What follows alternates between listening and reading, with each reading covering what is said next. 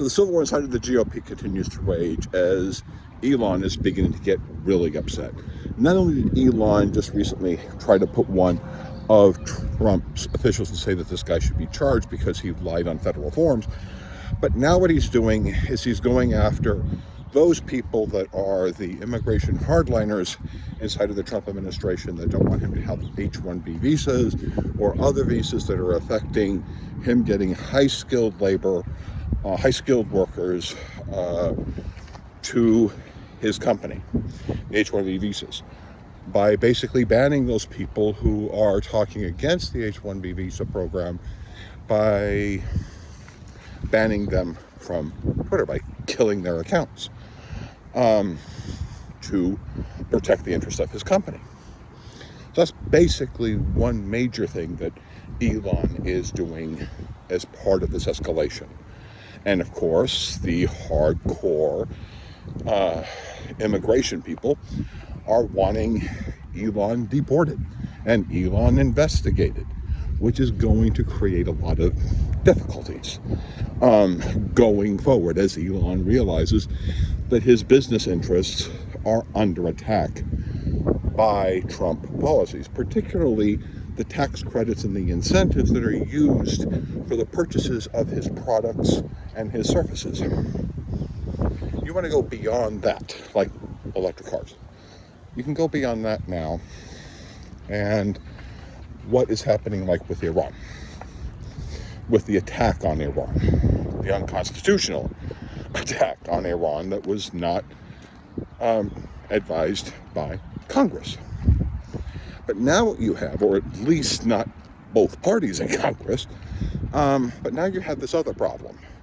See, during the whole area of the conflict, particularly the weekend, you had North Korea, you had Pakistan, who borders Iran, willing to talk about helping Iran out nuclear-wise, which means that the potential right now that Iran either has nuclear weapons that were given to it by its border Pakistan, or is being offered to it by North Korea via its other partner, Russia, which just formed a stronger alliance with Iran, which is, it looks like, causing Israel to begin to back off.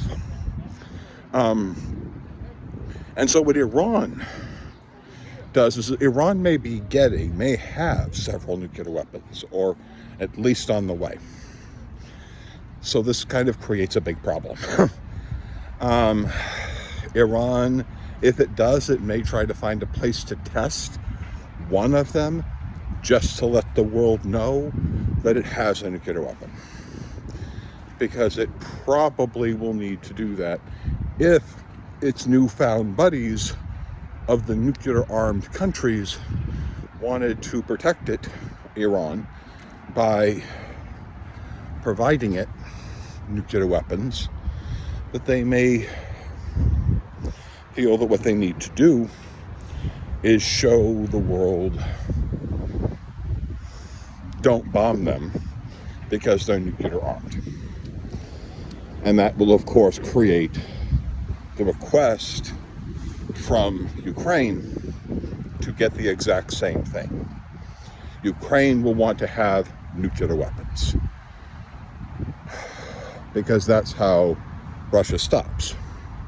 Russia will pull out completely out of Ukraine. If Ukraine had 50 nuclear weapons, Russian soldiers would leave Ukraine.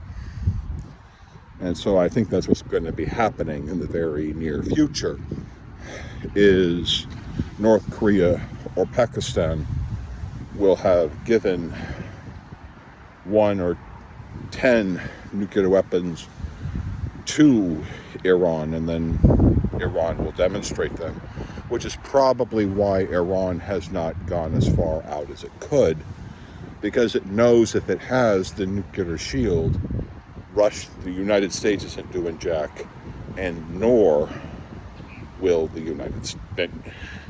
Israel or the United States, because they will have the nuclear shield, the warning that hit us, and the nuclear fallout that you see be in your cities. This is why I think that Iran went far lesser on its capacities, because it was offered, at least in the press, from North Korea and potentially Pakistan, that offered Iran nuclear support. These are the issues that may need to be looked at. So, here we go. And the Russian and the civil war inside of the GOP will continue. Because if Iran has a nuclear weapon, then its regime is perfectly safe because it will be protected by the nuclear shield. Bye-bye.